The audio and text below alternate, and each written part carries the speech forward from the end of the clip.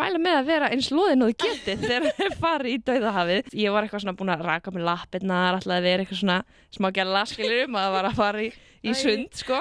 Herðu, djöfull sveiðað mikið. Ógeðslega vont. Já, ég bara allavega bara gera það nokkrum dögum fyrir, sko. En ég læra því. Vera loðin í Dauðahafinu. Já, það er bara númer 1, 2 og 3. En svo var náttúrulega Dauðahafið. Það er sem sagt þarna salti sjórin sem er samt svolítið skrítinn sjór. Þetta er eiginlega bara eins og stórt vatn en þetta er sjór. Og það er svo mikið salt að maður bara flýtur.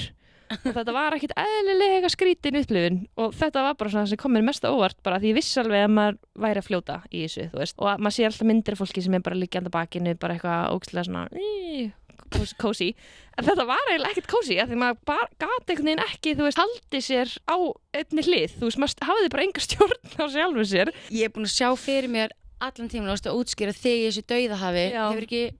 Getur ekki ímyndaðir þegar fólk er að fara upp á svona uppblásna dínu sem er í sundlaugum og það er að koma sér fyrir. Þetta er nákvæmlega þannig. Ég sé þig fyrir mér þannig bara svona eins og eitthvað kút.